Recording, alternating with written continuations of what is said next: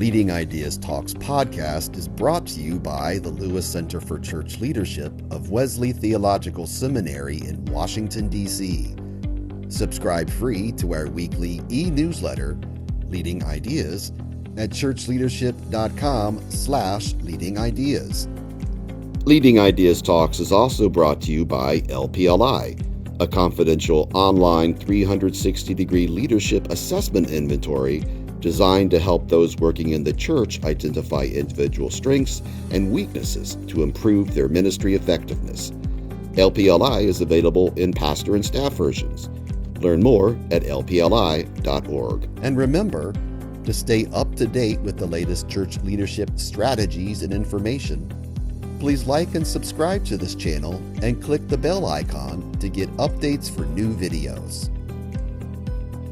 What happens when you look at the American church from the outside?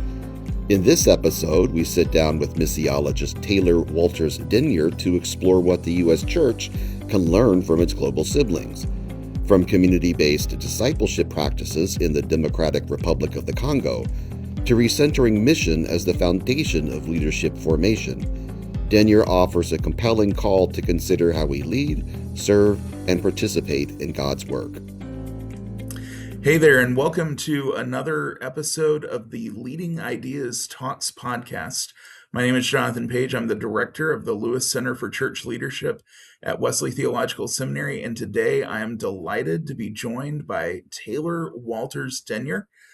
Taylor is a missiologist, a pastor, a global nomad. Taylor is passionate about being able to name the toxic beliefs and unhealed traumas that undermine the development of healthy communities and boundary-crossing relationships. Taylor is a Wesley alum. She lives in Cairo, Egypt, with her husband and daughter. She's an elder in the United Methodist Church and has served in so many different places all over the world. Taylor, it is so good to be with you. Welcome to the Leading Ideas Talks podcast. Well, thanks for inviting me. It's an honor to be invited back home.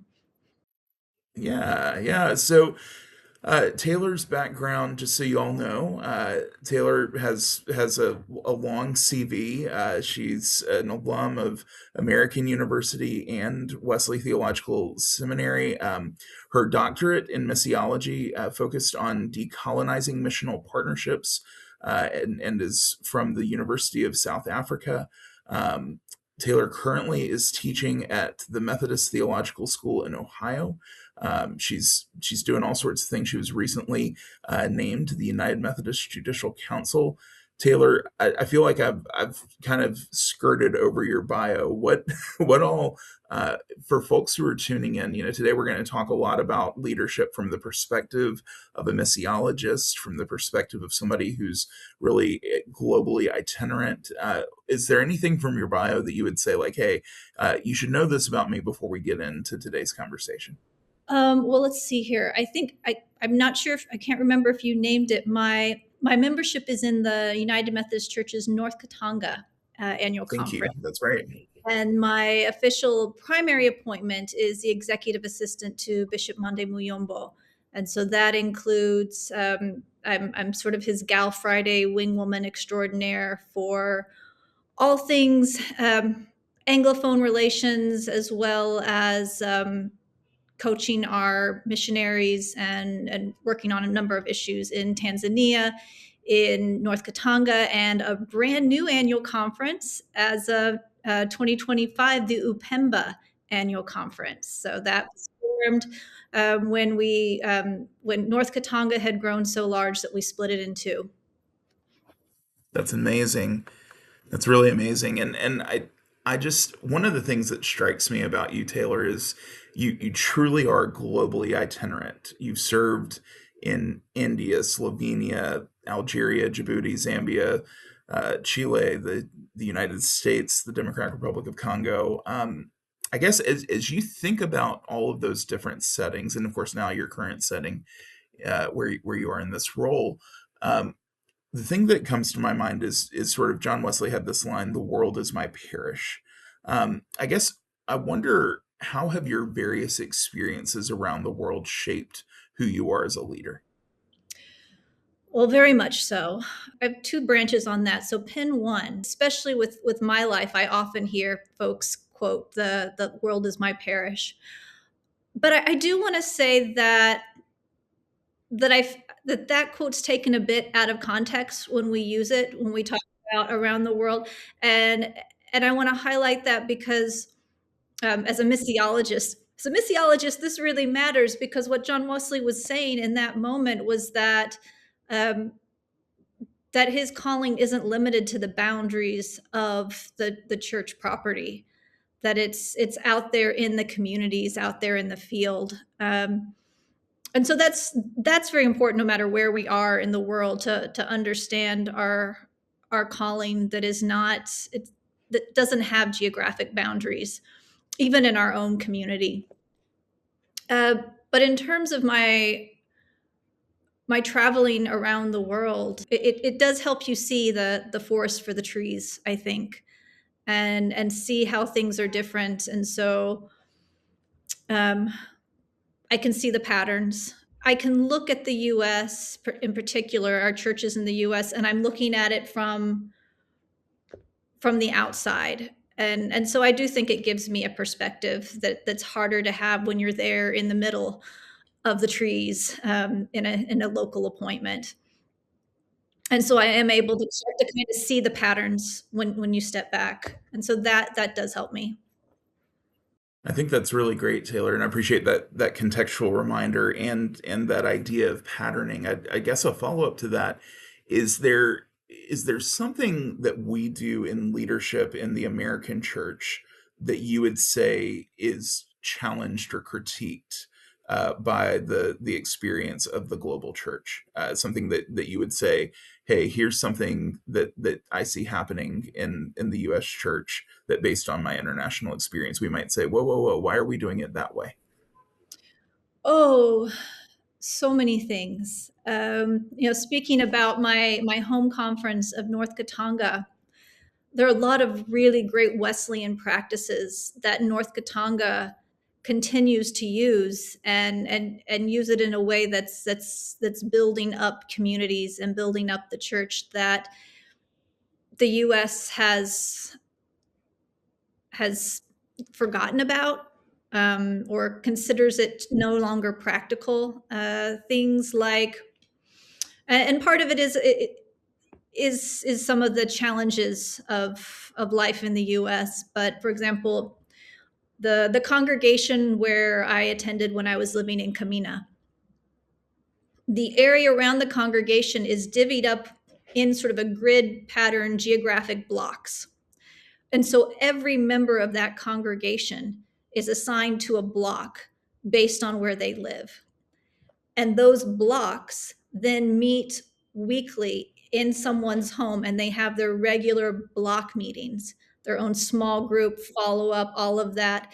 And not only do they meet as study groups as a block, they get assignments as a block. So the announcement in church that week might be, this week block 82 is in charge of the sweeping of the building. So blocks might be get assigned janitorial duties that week. Or for example, when there is the birth of a child or a death in the congregation or someone's hospitalized, seriously and hospitalized, when they announce it in the congregation, they don't just announce it, they give folks their marching orders. And so they'll say, this choir and this block is assigned to go to this hospital after church today to visit with these people. And this choir, because there's always multiple choirs, and this block is assigned to go to this home to give condolences to this family. I've never seen that happen in the US. One of many examples. Another great example that my late father highlighted in one of the books he wrote in North Katanga, when we have the signage on a United Methodist Church, the big letters are always, well, not in English, but translated, the United Methodist Church. And then underneath is is the name of the congregation. So it's the United Methodist Church, Labooty Branch. Whereas in the US, you'll see the big name. And then in small letters, oftentimes, sometimes in tiny letters, you'll see the UMC branding. That's not just a marketing difference. That's a theological statement. Absolutely. It makes me think of my parents are both from North Mississippi, and there was a United Methodist Church that has since disaffiliated in North Mississippi, and just like you said, it it had just in it was like size 120 font, you know, name church, and then in like size 3 font United Methodist underneath. And it was almost like the need to sort of brand the local space over the theological grounding of that space is it's a fascinating choice. So in North Gatonga, when someone joins United Methodist Church, it's really understood as I'm joining the United Methodist Church.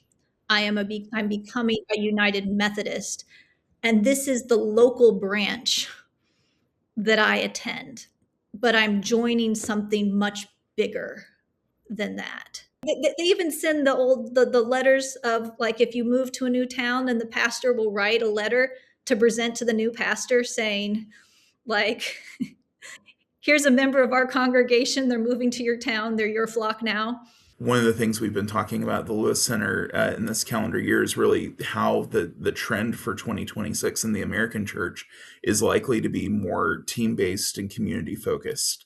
And that speaks to that, right? The need to say, how are we seeing the work of the church being through multiple people, not just the pastor or not just a key lay leader? And how are we focused on building community and not being in competition as much as we are in collaboration? I think that's a beautiful expression of all of that. Um, Taylor, I'm curious. So you have so many hats, right? The executive assistant to the bishop. You're a faculty member, but and so many other things. But maybe most amongst those, or maybe most principal, is that you are a missiologist. So real quickly, what I would ask is, could you define what a missiologist is, just for us, and then as you're defining that, how do you think the theology of mission is something that can really shape church leaders? So, missiology, I did not invent the term. So, I mean, breaking it down in simple terms, it's the study of mission. Uh, but but in sort of a bigger terms, it is in the way that philosophy asks a lot of why questions. Missiology starts with the question, what is God doing? What is the mission of God? And and depending on how we answer that question, then it sort of splits into different sections. But then what is God inviting us to do? How are we being invited to participate in that mission? And so again, in the way philosophy has lots of different branches, missiology has lots of different branches that don't always agree with one another. But for me, yeah, it is one of my primary identifiers is as a missiologist. And repeat the other question, the part Yeah, two. sure.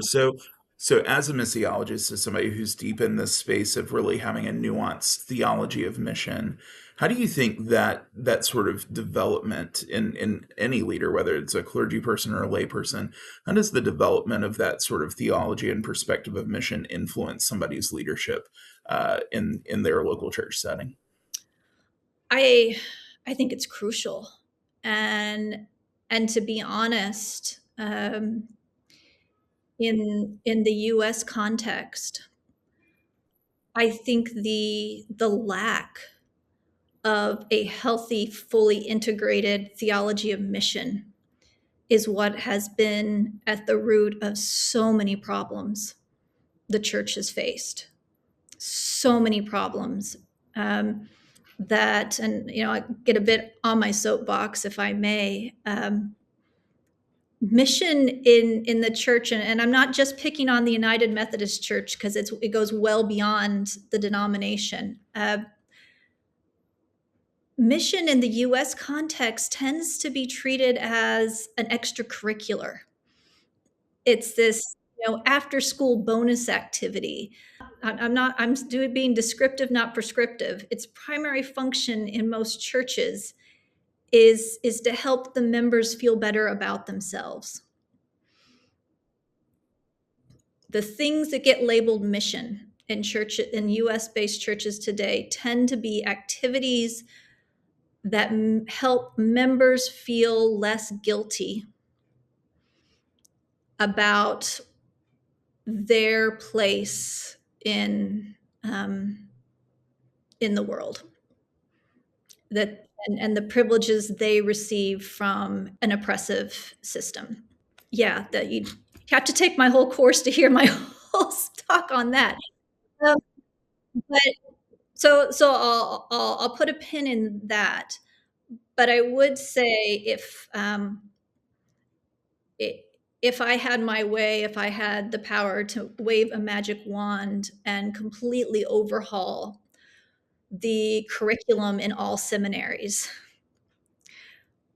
I would start by putting the mission program at the foundation. When mission classes are offered in seminaries, who takes it? Who signs up? Well, the United Methodists, who have to because their boom requires them to, and maybe a few other folks who are considering a calling that takes them overseas. That's who signs up for the classes. If I had my way, the mission class would be front and center. It would be at the core of the curriculum, because what is mission? Mission is the conversation of, who is this God that we worship? What is this God's purpose? What does God want? What is God doing? And what does God invite us to do? When we start with those questions, then everything else falls into place and everything gets seen through the lens of mission.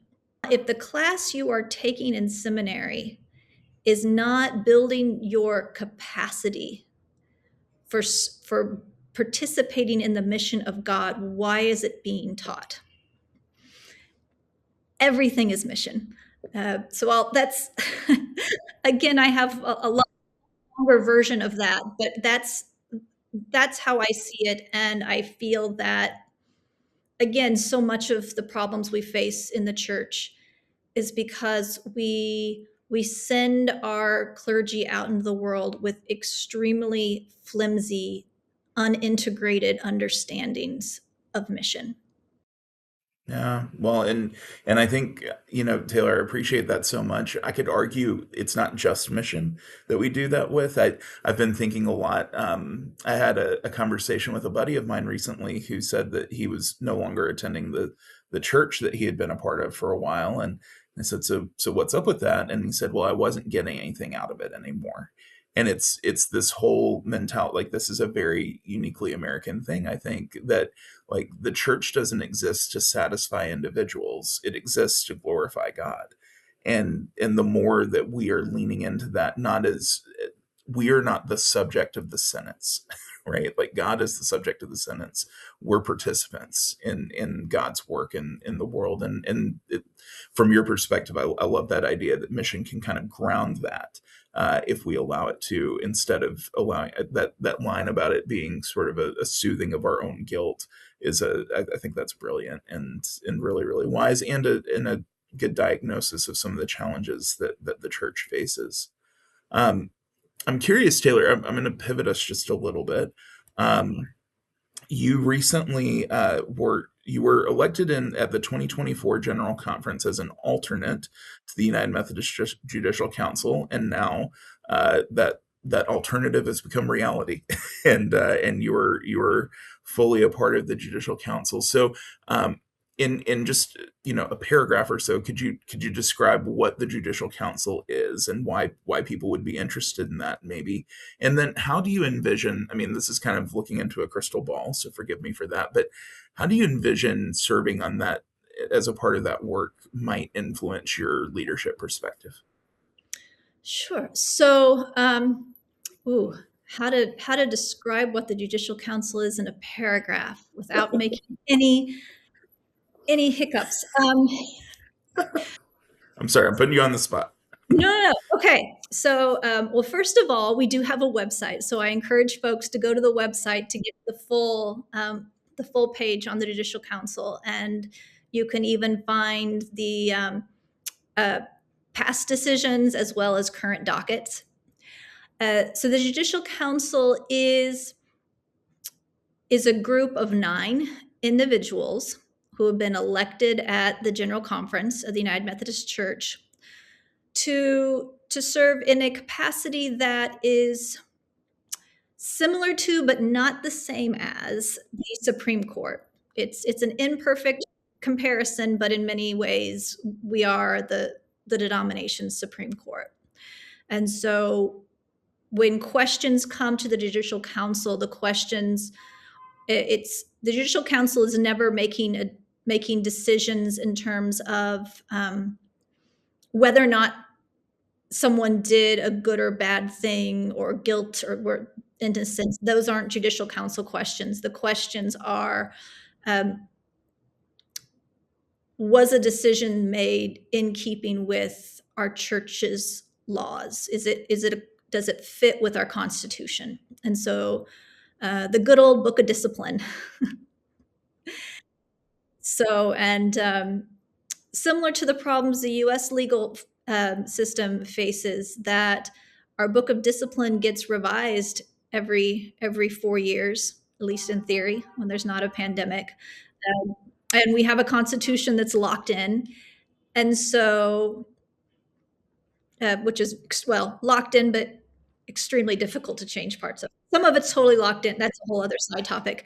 And sometimes as we make these big decisions in groups, we pass laws and rulings and things that don't quite mesh up. And so when things come up, they come to the Judicial Council, and then we have to decide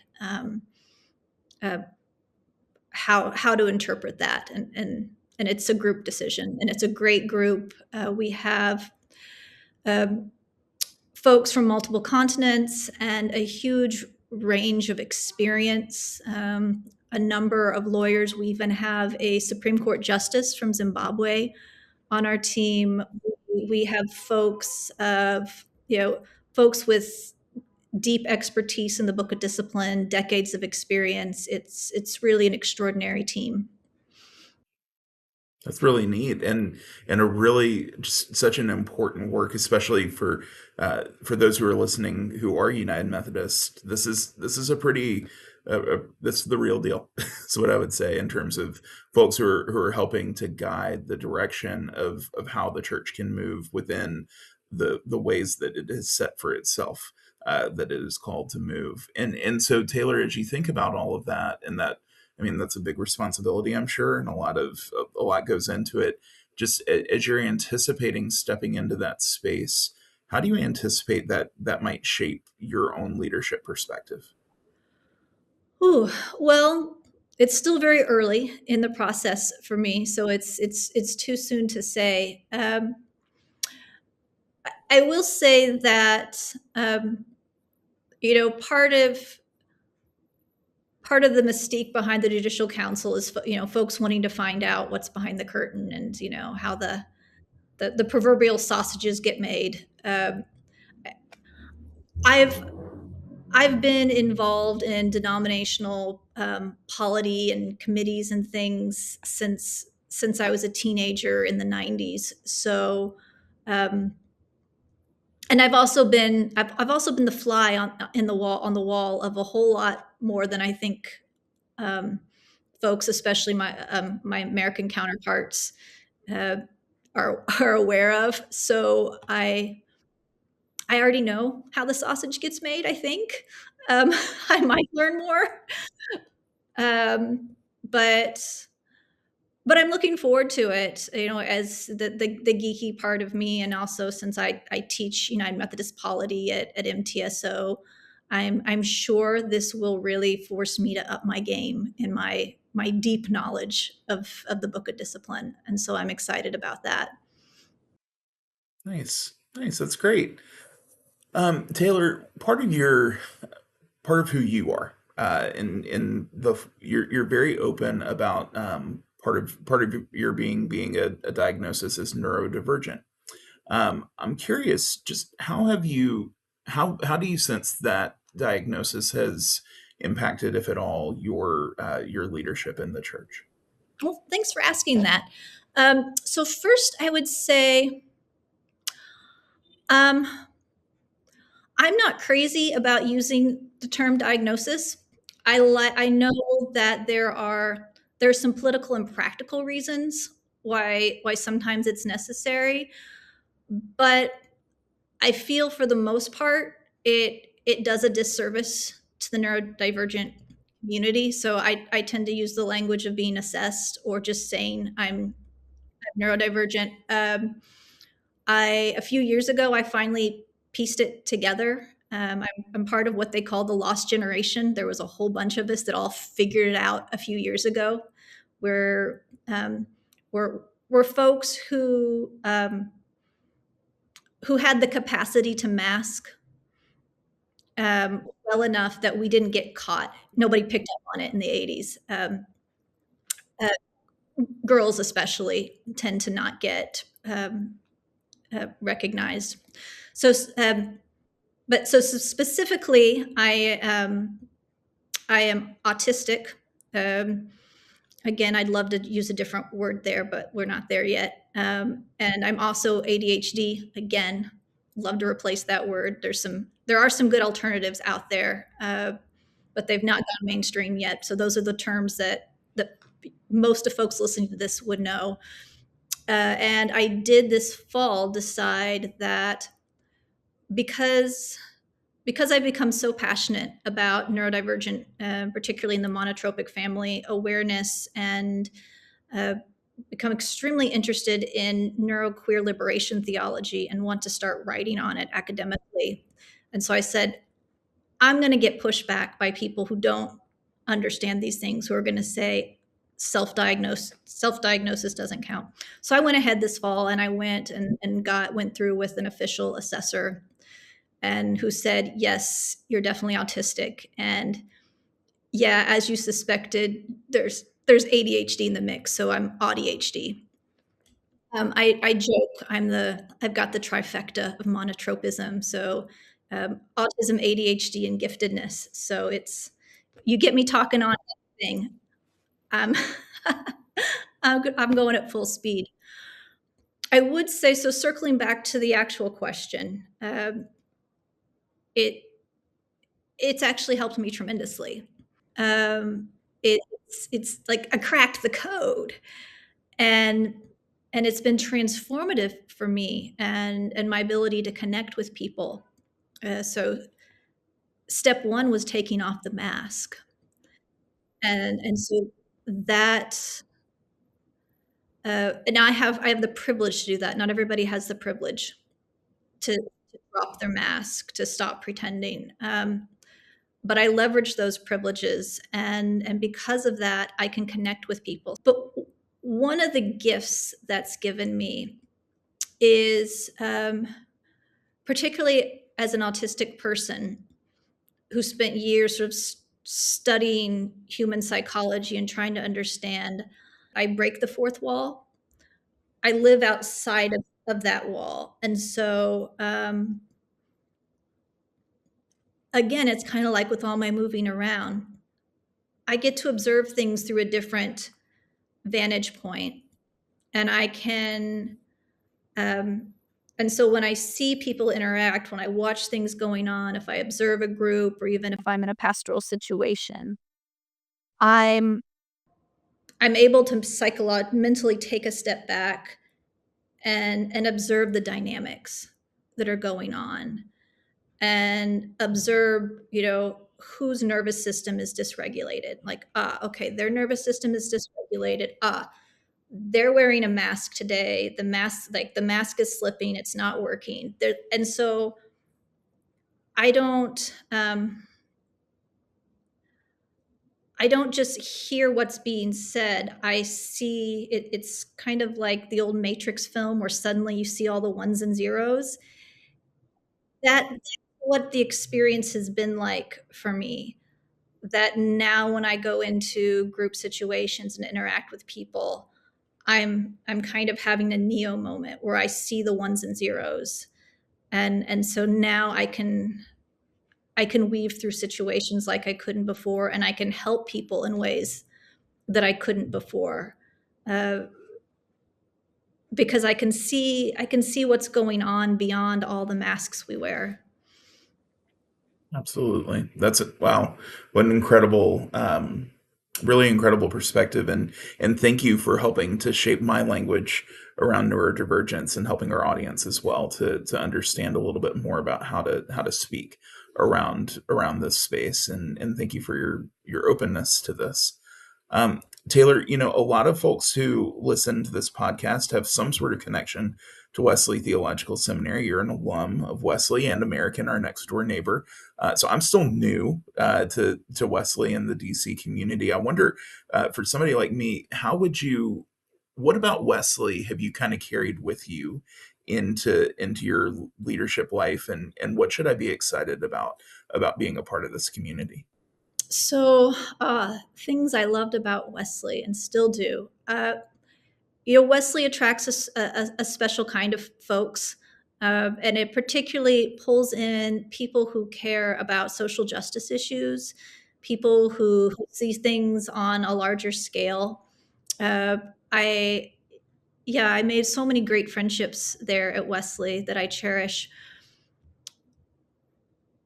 and I very much appreciated the courses I took there, the theology, the grounding, and some of the most important lessons I took away from Wesley weren't the kind of things that you would find on an exam. Uh, One in particular, some of the best advice I got while at Wesley that I frequently tell give pass on to other people for clergy is the importance of Sabbath and the importance of carving up time for yourself. And so taking your schedule, this is, I was taught there, and I keep to it, to take your schedule and to block out times for rest, block out times for reading, block out times for going out and connecting with God in nature, block out times for spending time with the family, for spending time with friends. Block it all out, put it on your calendar, put it in ink. And then whenever somebody asks you if you're available for a meeting or whatever during those times, you just say, I'm sorry, I have something else on my schedule. And you're not lying.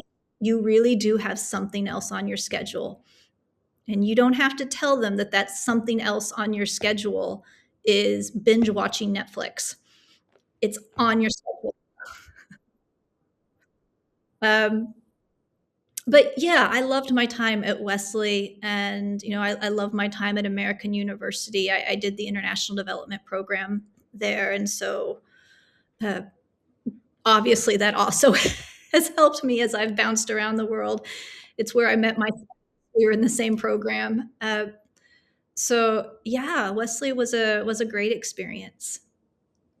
It's awesome. Wow. Well, I know I'm excited to be a part of this community and excited for just the great network of folks who make Wesley what it is, and help us at the Lewis Center to do what we do. So, Taylor, this has been such a rich conversation, and you've taken us in a lot of places, and I know I speak for our whole audience when I say thank you for doing that. I'm curious, one of the things we like to do is give you the last word as we're wrapping up. Is there a last word or thought that you'd want to share with folks who are listening to this? Oh, goodness. Well, I'm not sure what day this podcast will be going out. I think all of us have current events heavy on our hearts. And so I guess I would leave with a couple words of wisdom on that. One is to take care of your nervous system, and take care of your needs. On airplanes, they say, put your oxygen mask on first. But in times of crisis, for all those who are church leaders, people are going to be understandably afraid and upset. And one of the best things you can offer them is a regulated nervous system to be that calm, which is also something I learned at Wesley. Then it was taught to me as the pastor as the non-anxious presence. But for me, it translates better as I've learned on in trauma therapy and that kind of thing, regulated nervous system. So don't underestimate the power of a regulated nervous system. The other thing I would say is don't underestimate the power of being with. That is really that has become the core of my missiology. The deep solidarity, the being with. I know right now we all want to fix things. We want to know what is it that we can do to stop and fix, and obviously that's very important. But don't forget that it's also very important to just be with people. Be with people in their fear, be with people in their grief. Just be with them. Be with them. Be the regulated nervous system. And sometimes that's all we can do. And that's okay. Because sometimes that's the most important thing we can do. So those are my words of wisdom in times such as these. Wow. Well, I feel like you just gave a pretty great benediction there, preacher. That was that was really, really great and really so wise. And so much of what leadership is in 2026 in the church, like you say, it's incarnational, and the more that we are able to be fully present in those spaces, the better off not only we will be, but our communities, our churches, and the world will be. So I think that's really brilliant, Taylor. This was such a gift to be able to spend some time with you today, and on behalf of our whole audience, I want to thank you for all that you're doing and for taking this time today. And I just encourage, if you are interested in more about Taylor, she's got a website, taylorwalterstenyer.com. We'll promo that in the show notes, along with the Judicial Council website that she mentioned earlier, and you can learn more about her there. Taylor, thank you so much for being on. Oh, and I'm launching say that one more time. On A Substack. Substack. So Hey, early stages, love but I that. got my I joined the 21st century, and now I'm on now I'm on Substack. That's amazing. Amazing. Well, we'll look for you there. Taylor, thank you for your time, and thanks for being on the Leading Ideas Talks podcast. Thank you. Thanks for joining us for Leading Ideas Talks. Please like and subscribe to this channel and click the bell icon to get updates for new videos.